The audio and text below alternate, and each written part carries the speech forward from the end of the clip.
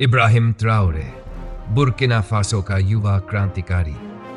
आज हम बात करने जा रहे हैं एक ऐसे नेता की कहानी जिसने अफ्रीका के दिल से उठकर पूरी दुनिया का ध्यान अपनी तरफ खींच लिया है। यह कहानी है इब्राहिम ट्राओरे की, एक युवा सैनिक जो आज बुर्किना फासो का सबसे ताकतवर और चर्चित चेहरा बन चुका है। छोटे से गांव से बड़ी सोच तक। इब्राहिम ट्राओरे का जन्म 14 मार्च 1988 को बुर्किना फासो के एक छोटे से गांव खेरा में हुआ। उनका परिवार बहुत साधारण था। बचपन से ही ट्राओरे में आत्मनिर्भरता और अनुशासन कूट कूट कर भरा था। वो कहते हैं ना, मिट्टी से उठने वाला ही सबसे मजबूत होता है। ट्राओरे ने स्कूल के दिनों में ही तय कर लिया था कि उन्हें अपने देश के लिए कुछ बड़ा करना है। उन्होंने आगे चलकर ओगाडुगु यूनिवर्सिटी से भूविज्ञानोलॉजी में पढ़ाई की। सैनिक जीवन की शुरुआत और असली सीख। साल 2009 में ट्राओरे ने बुर्किना फासो की आर्मी ज्वाइन की। यहां से उनकी जिंदगी ने नया मोड़ लिया। वो मोरक्को गए, जहां उन्होंने स्पेशल मिलिट्री ट्रेनिंग ली। इसके बाद ट्राओरे ने माली में संयुक्त राष्ट्र के शांति मिशन में भी हिस्सा लिया। यही उन्होंने देखा कि कैसे बाहर की ताकतें अफ्रीका के संसाधनों और जनता का शोषण करती हैं। वो अनुभव उनके दिल और दिमाग में घर कर गया और यहीं से पैदा हुई उनकी एंटी कॉलोनियल सोच, देश की हालत और लोगों का गुस्सा। बुर्किना फासो पिछले कुछ सालों से आतंकवादी हमलों और कट्टरपंथी हिंसा से जूझ रहा था। ग्रामीण इलाकों में हमले, सैकड़ों गांव खाली, लाखों लोग बेघर। हालात इतने खराब हो चुके थे कि जनता में जबरदस्त गुस्सा भर गया। सरकार पर आरोप लगे कि वो सिर्फ सत्ता में बने रहने में दिलचस्पी रखती है, न कि देश को बचाने में। यही वो वक्त था जब ट्राओरे जैसे जवान अफसरों को लगा अब बदलाव जरूरी है। तख्तापलट और ट्राओरे की क्रांति। 2022 में राष्ट्रपति पॉल हेनरी डामिबा के खिलाफ जनता का गुस्सा उबाल पर था। डामिबा खुद भी पहले तख्तापलट करके आए थे, लेकिन नाकाम साबित हुए। सितंबर 2022 में ट्राओरे ने कमान संभाला और देखते ही देखते तख्तापलट कर दिया।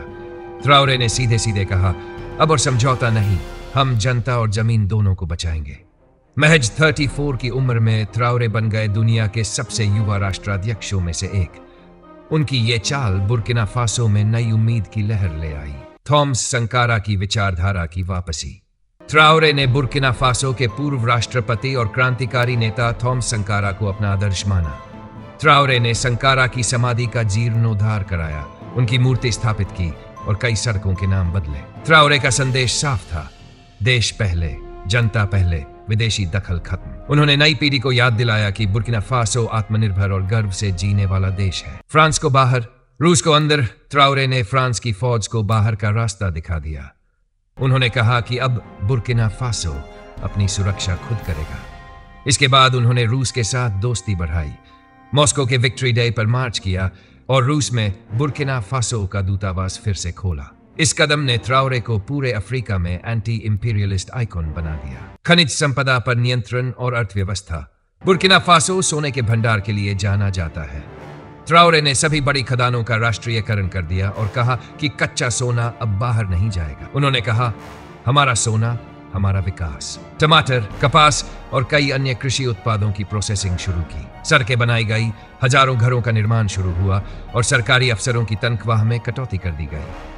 उन पैसों को जनता के लिए स्कूल और अस्पताल बनाने में लगाया गया। यानी विकास को दिखावा नहीं, जमीन पर उतारने की कोशिश। ट्राओरे का सबसे बड़ा चैलेंज सुरक्षा।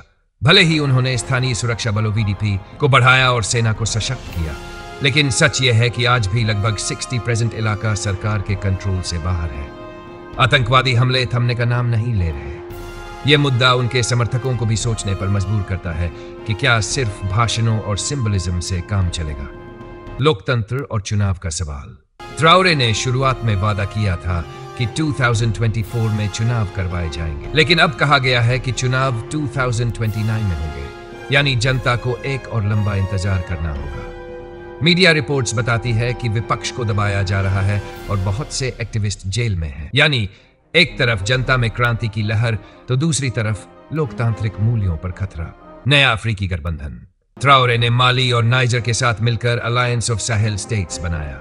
इसका मकसद है मिलकर आतंकवाद से लड़ना, फ्रांस जैसे बाहरी हस्तक्षेप को रोकना, अफ्रीका को अपने पैरों पर खड़ा करना। ट्राओरे इस पूरे ब्लॉक के अनऑफिशियल फेस बनकर उभरे हैं।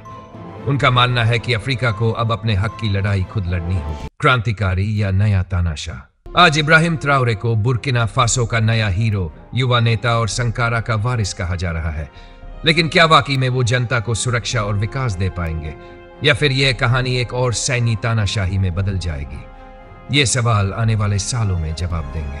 तो दोस्तों, ये थी बुर्किना फासो के युवा नेता इब्राहिम ट्राओरे की पूरी कहानी, संघर्ष से सत्ता तक और सत्ता से अब जनता के बीच बने रहने की जंग तक।